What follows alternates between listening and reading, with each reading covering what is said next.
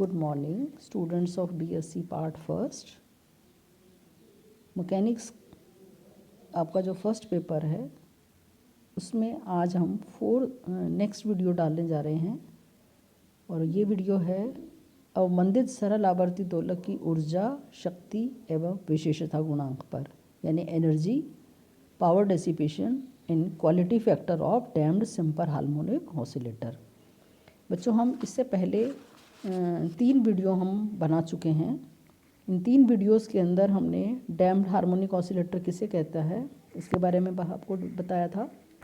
उसके बाद हमने उसकी डिफरेंशियल इक्वेशन निकाली, डिफरेंशियल इक्वेशन का सॉल्यूशन निकाला। सॉल्यूशन निकालने के बाद हमने 3 केसेस, डिफरेंट केसेस हमने बताया आपको, low damping case, critically damped case and over damped case, है ना। न्यून अवमंदन, क्रांतिक अवमंदन एवं अति अवमंदन, ये 3 केस हमने डिस्कस किए थे, जिस पर हम 3 वीडियो ऑलरेडी बना चुके हैं। आज का वीडियो है energy, power dissipation in quality factor of damped harmonic oscillator. जैसा कि हम पहले इन 3 वीडियोस के अंदर आपको बता चुके हैं कि केवल न्यून अवमंदन की स्थिति में ही दोलक का जो विस्थापन है वो पीरियोडिक रहता है। अदरवाइज जो ओवर डैम्प्ड केस था या क्रिटिकली डैम्प्ड केस था उसके अंदर जो मोशन थी वो कैसी आ रही थी, आपकी नॉन पीरियोडिक मोशन थी। तो हमें पीरियोडिक मोशन यानी न्यून अवमंदन का केस ही केवल कंसीडर करना है। अब इस केस के अंदर हम सबसे पहले टोटल एनर्जी फाइंड आउट करना चाहते हैं। टोटल एनर्जी फाइंड आउट करने के लिए हमें सबसे पहले उसकी पोटेंशियल एनर्जी कैलकुलेट करेंगे, देन काइनेटिक एनर्जी कैलकुलेट करेंगे और उन दोनों को ऐड करके हम टोटल एनर्जी कैलकुलेट करेंगे। तो सबसे पहले है स्थितिज ऊर्जा यानी पोटेंशियल एनर्जी। जैसा कि हम ऑलरेडी डिस्कस कर चुके हैं कि डैम्प्ड हार्मोनिक ऑसिलेटर में लो डैम्पिंग केस के अंदर जो विस्थापन था आपका, यानी पोजीशन थी, डिस्प्लेसमेंट था, उसकी वैल्यू क्या थी आपकी, x is equal to x0 e की power minus RT sine omega t plus 5। ये हम ऑलरेडी डिस्कस कर चुके हैं सेकेंड वीडियो के अंदर। सेकेंड वीडियो के अंदर हमने जो लो डैम्पिंग केस वाला केस कंसीडर किया था, वहाँ हमने जो उसका सोल्यूशन निकाला था डिस्प्लेसमेंट का, displacement at any time of damped harmonic oscillator in low damping case is x is equal to x0 e की power minus RT sine omega t plus 5, where omega is equal to under root of omega square minus R square. तो इस video को करने से पहले आपको वो पहले वाले जो वीडियोस हैं उनको आप अच्छे से तैयार कर लीजिए, जिससे कि आपको इस वीडियो को समझने में आसानी रहेगी। अब आता है सबसे पहले हम निकाल रहे हैं इसकी potential energy. So potential energy of यानी स्थितिज ऊर्जा ऑफ डैम्प्ड हार्मोनिक ऑसिलेटर, ये हम कैलकुलेट कर रहे हैं। अब इसके अंदर we know that the potential energy of harmonic oscillator is U is equal to half m omega 0 square x square, right. ये पोटेंशियल एनर्जी की वैल्यू है, जिसे हम हाफ k एक्स स्क्वायर भी कह सकते हैं, और k की वैल्यू क्या है, m omega square. So U is equal to हो गया half m omega 0 square x square. यहाँ पर put the value of x over here, x की वैल्यू को यहाँ पर पुट कर दीजिए, तो हमारे पास जो वैल्यू आ जाएगी वो आ जाएगी half m omega 0 square x0 square e की power minus 2 RT sine square omega t plus 5। यानी if damping force is so small, यदि छोटा होता है, then that the decrease in amplitude of the oscillator can be assume to be negligible in one oscillation. एक oscillation के अंदर जो उसका एम्पलीट्यूड है वो कुछ थोड़ा सा कम हो जाएगा।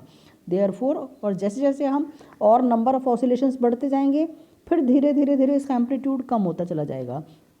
तो हम जनरली क्या निकालते हैं, इसका मीन निकाल लेते हैं। So mean potential energy in one time period is, mean निकाला हमने, U mean is equal to half m omega 0 square x0 square e की पावर माइनस 2 RT।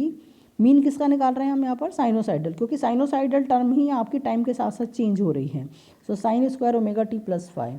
अब sign square omega t plus 5 का यदि हम मीन कैलकुलेट करते हैं, then this value comes out to be 1/2. So therefore mean potential energy U is equal to, ये value हमारे पास आ गई है 1/4 m omega 0 square x0 square e की power minus 2 RT। It means यहाँ से जो पता चलता है कि मीन पोटेंशियल एनर्जी भी एक्सपोनेंशियली टाइम के साथ साथ डिके होती जाती है। तो ये हो गया आपका मीन पोटेंशियल एनर्जी का formula 1/4 m omega 0 square x0 square e⁻⁻2RT। So note down इसको कर लीजिए आप अच्छी तरह से, इसकी मुझे आगे ज़रूरत पड़ेगी। अब आ जाते हैं हम काइनेटिक एनर्जी पर। Now the kinetic energy is equal to, ये बराबर हो गई, काइनेटिक एनर्जी बराबर किसकी होती है, 12mv स्क्वायर, राइट। तो हमें v निकालने के लिए हमें क्या करना पड़ेगा, डिस्प्लेसमेंट से हमें उसको टाइम के रिस्पेक्ट में डिफरेंशिएट कर देंगे तो वेलोसिटी आ जाएगी, और यहाँ से हमारे पास वेलोसिटी आ जाएगी।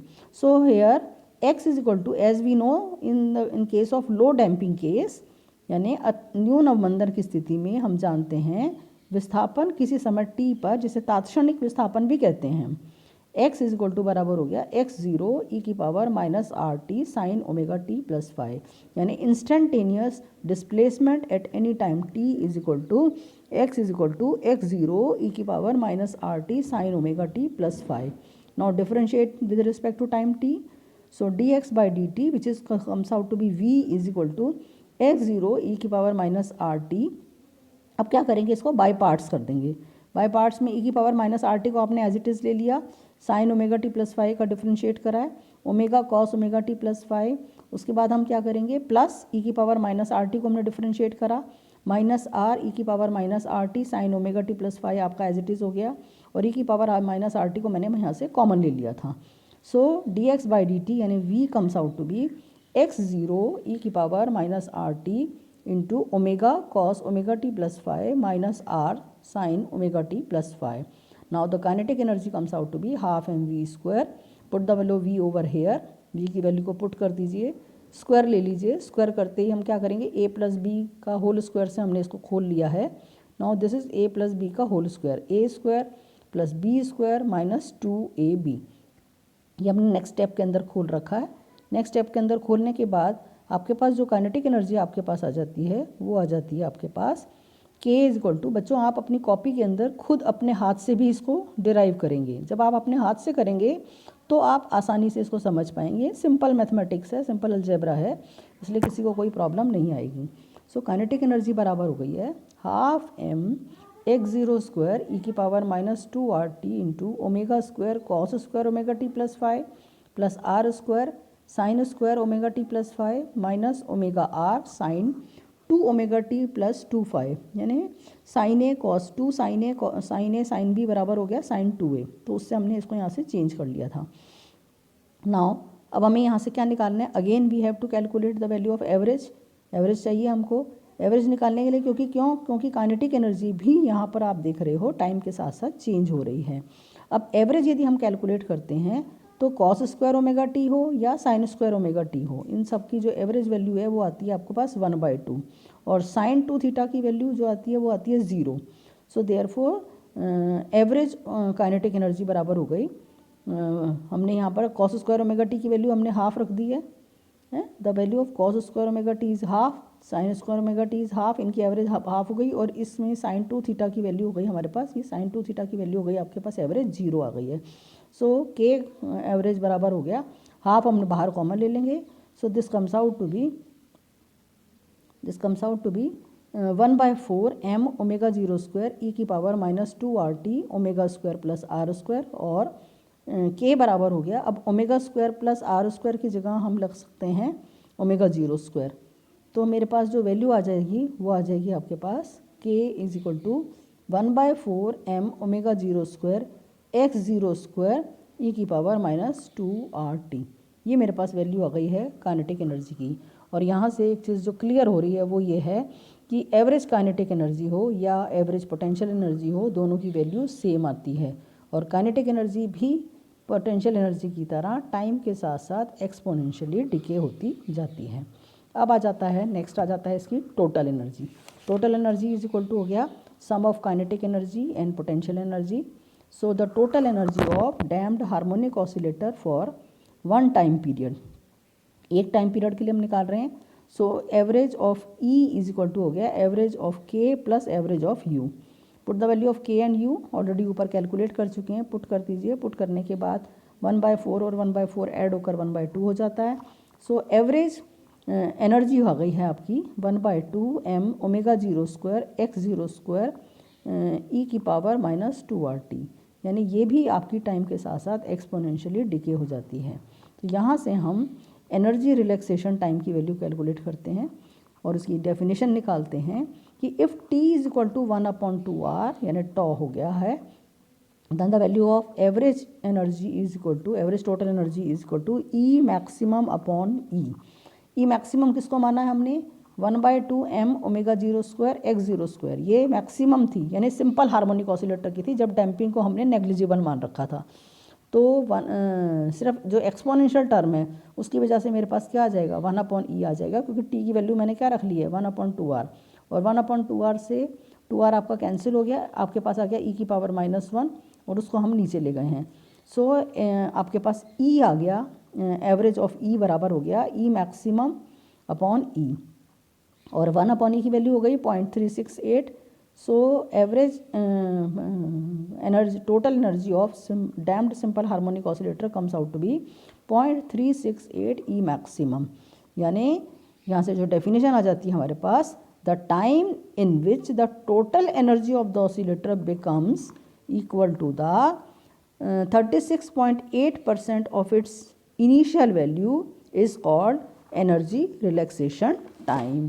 यानी यहाँ से जो आपके पास परिभाषा आ जाती है कि जितने समय में दोलक की कुल ऊर्जा प्रारंभिक कुल ऊर्जा मान की 1/E यानी 36.8% गुना रह जाती है, इस समय को ऊर्जा विश्रांति काल कहते हैं। पहले हमने क्या निकाला था, आयाम विश्रांति काल निकाला था, अब आ गया हमारे पास ऊर्जा विश्रांति काल। क्लियर? तो यहाँ से आपके पास एनर्जी रिलैक्सेशन टाइम की परिभाषा आ जाती है, the time in which the total energy of the oscillator becomes to 36.8% of its initial value is called energy relaxation time. ये हो गया हमारी, और एनर्जी रिलैक्सेशन टाइम किसके बराबर रहता है, टॉ ई बराबर क्या हो गया 1/2r। ये कहता है हमारा ऊर्जा विश्रांति काल। नेक्स्ट है आपका पावर डेसिपेशन या शक्ति क्षय। शक्ति क्षय यानी पावर डेसिपेशन किसे कहते हैं कि अब पावर बराबर क्या होता है rate of change of energy. तो यहाँ पर चूंकि एनर्जी भी कम हो रही है हमारी, इसलिए हमारी पावर क्या होगी आपकी, बढ़ेगी नहीं, डेसिपेटेड होगी। So mean power dissipation of an oscillator is equal to rate of loss of energy of an oscillator, यानी दोलक की माध्य शक्ति ह्रास से बराबर हो गया माध्य कुल ऊर्जा के कमी की दर। या फिर से मैं कह रही हूँ, mean power dissipation of an oscillator is equal to the rate of loss of energy of an oscillator.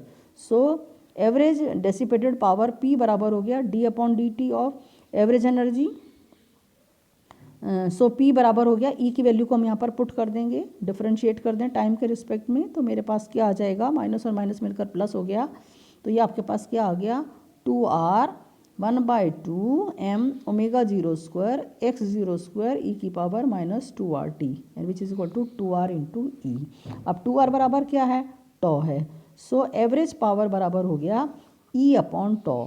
Means इसका अर्थ क्या हो गया, देखिए क्या प्रूव करता है, the mean power dissipation during one time period, एक टाइम पीरियड में किसके बराबर है, इज इक्वल टू 1/टॉ times the total mean energy. ठीक है, यानी एक दोलन काल में औसत शक्ति हास्य माध्य कुल ऊर्जा के 1/टॉ गुणा के बराबर होता है। अर्थात mean power dissipation during one time period, यानी कितने में, one time period, is equal to बराबर होता है 1/टॉ times the mean total energy. And mean power dissipation is inversely proportional to the energy relaxation time. So the loss of energy in the oscillator system due to damping force appears in general as a heat. ये जो loss है ये in general किस रूप में निकलता है, heat के रूप में निकलता है। अब आ जाता है हमारा विशेषता गुणांक, जिसे हम कहते हैं क्वालिटी फैक्टर, और इसी के साथ ही आपका ये आर्टिकल कंप्लीट हो जाएगा। नेक्स्ट है आपका क्वालिटी फैक्टर या विशेषता गुणांक। विशेषता गुणांक किसे कहते हैं? किसी दोलक की ऊर्जा हास्य की दर के सापेक्ष ऊर्जा संग्रहण की क्षमता को विशेषता गुणांक Q कहते हैं। ठीक है, किस कहते हैं? The ability of storing energy in the oscillator system relative to the power dissipation during one time period is defined as quality factor. मैं फिर से रिपीट कर रही हूँ, किसी दोलक की ऊर्जा हास्य की दर के सापेक्ष ऊर्जा संग्रहण की क्षमता को विशेषता गुणांक Q कहते हैं। The ability of storing energy in the oscillator system, यानी जो एनर्जी स्टोर्ड है किसके relative to the power dissipation, कितने में? ड्यूरिंग वन टाइम पीरियड, एक टाइम पीरियड में, is equal to as a quality factor. अब आ जाता है इसको कैसे डिफाइन करते हैं। सो Q बराबर हो गया, डेफिनेशन आ गई इसकी 2π/T इंटू संग्रहित माध्य ऊर्जा डिवाइडेड बाय एक चक्र में ऊर्जा शक्ति व्यय, या ये कह सकते हैं Q is equal to 2π/T mean energy stored over mean power dissipation in one time period, ठीक है, इंटू T। सो Q बराबर हो गया 2π, E आ गया ऊपर और नीचे आ गया आपके पास पावर डेसिपेशन कितना हो गया? P। अब हमारे पास E और P दोनों की वैल्यू यहाँ पर है, तो P की वैल्यू हम रख देंगे energy stored E divided by tau, value put कर दीजिए यहाँ से, तो आपके पास जो वैल्यू आ जाएगी वो आ जाएगी, E से E आपका कैंसिल हो गया, आपके पास आ गया 2π/T इंटू 1/2R, 1/2R का मतलब हो गया टॉ हो गया, 2π/T बराबर हो गया omega. So quality factor Q बराबर हो गया omega tau. Sir this definition of Q is valid for low damping case, और लो डैम्पिंग केस के अंदर क्या होता है? जनरली फ्रीक्वेंसी दोनों की बराबर रहती है। So omega is approximately equal to omega 0 आता है, तो हम यहाँ पर ओमेगा 0 टॉ भी कह सकते हैं इसको। So this definition of Q is valid for low damping case. So otherwise जो विशेषता गुणांक Q बराबर आता है वो आता है आपका Q बराबर होता है ओमेगा टॉ, हम इसको ओमेगा 0 टॉ भी कह सकते हैं। क्यों कह सकते हैं? मैं फिर से रिपीट करती हूँ कि लो डैम्पिंग केस के अंदर क्या होता है, जो उसकी फ्रीक्वेंसी होती है वो जनरली ओमेगा 0 के बराबर ही रहती है।